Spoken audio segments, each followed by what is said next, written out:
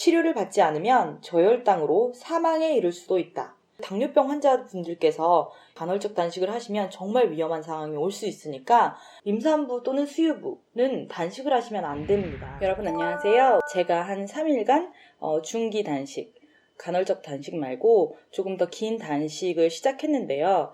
총 62시간을 하고 종료를 했어요. 원래 계획은 7일 또는 7일 이상까지 해보려고 했고 실질적으로 배도 그렇게 고프지 않아서 충분히 더 길게 할 수 있을 것이라고 생각이 되었었거든요. 그리고 저는 1년이 넘게 그동안 간헐적 단식을 해왔기 때문에 단식으로 인한 힘든 점이나 이런 것들이 많이 없었거든요.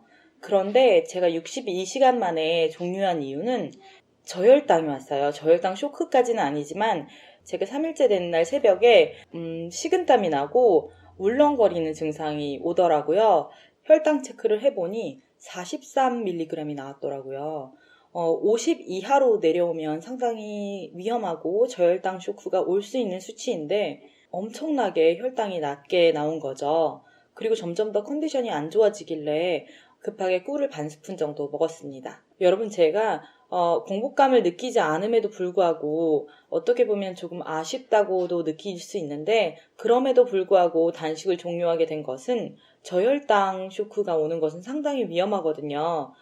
평소 혈당에 문제가 없으신 분들은 이런 것을 경험하기 힘들다고도 하지만 사람의 몸은 다 달라요. 그래서 저혈당 증세, 예를 들어 식은땀이 난다거나 손이 떨린다거나 아니면 구토 증세가 나온다거나 이런 증세가 나오면 즉시 중단하시는 것을 추천드립니다. 제가 평소에 단식 관련해서 가장 많이 즐겨보는 책, 단식계의 바이블이라고도 부를 수 있는 독소를 비우는 몸, 이 책을 보고 가이드를 얻고 있거든요. 그런데 이 책에서도 정말 수십 번 강조해요. 저혈당 증상이 오면 단식을 중단하라. 그래서 저도 저혈당 증상뿐만 아니라 실질적으로 혈당 체크를 해보니 43mg은 상당히 낮은 수치거든요. 그래서 즉시 중단하기로 결정을 했습니다. 여기까지 간헐적 단식을 하실 때 주의하셔야 할 점이고, 그리고 간헐적 단식을 하시면 안 되시는 분들도 있어요.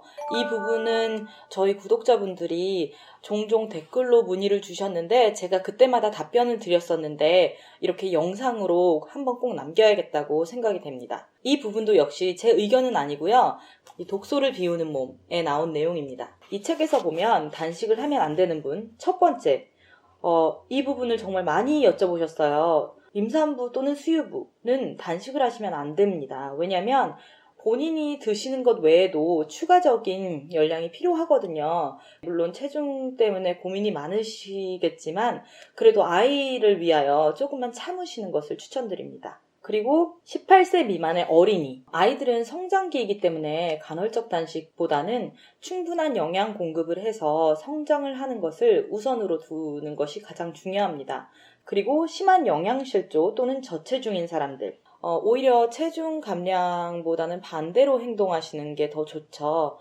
세 끼를 다 챙겨 드시거나 또는 자주 드시는 것을 추천드립니다. 그리고 마지막으로 가장 중요한 부분인데요.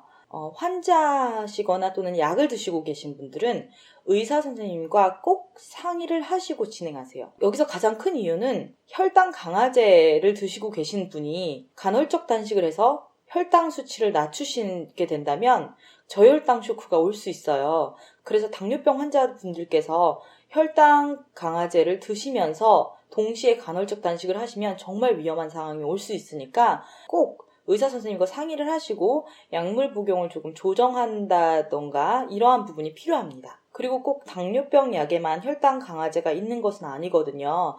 저는 몰랐었는데 이 책을 보니 다낭성 난소 증후군에도 혈당 강화제가 처방된다고 해요. 그래서 이렇게 여러분들이 일일이 다 어떤 약에 어떤 성분이 있는지 모르니 약물을 복용하고 계신 분들은 안전하게 진행하시길 바랍니다.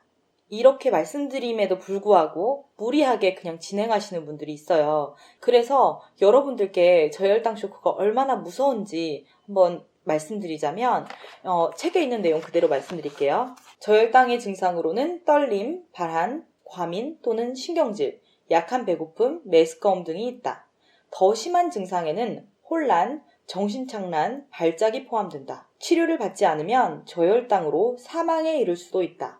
증상이 매우 빠르게 나타날 수 있으며 증상이 나타나면 급히 단 음료나 음식을 섭취해 생명이 위급한 상황을 피해야 한다. 무섭죠, 여러분? 저는 케톤 수치랑 혈당 체크를 동시에 하기 위한 도구를 사놨거든요. 그리 비싸지 않아요. 제가 링크로 걸어놓을게요. 장기 단식을 좀 시도해보시고 싶으시거나 아니면 간헐적 단식을 시작해보고 싶으신데 한 번도 진행해보지 않으신 분들은 혈당 체크기와 함께 하는 것도 조금 더 정확한 방법이라고 생각됩니다.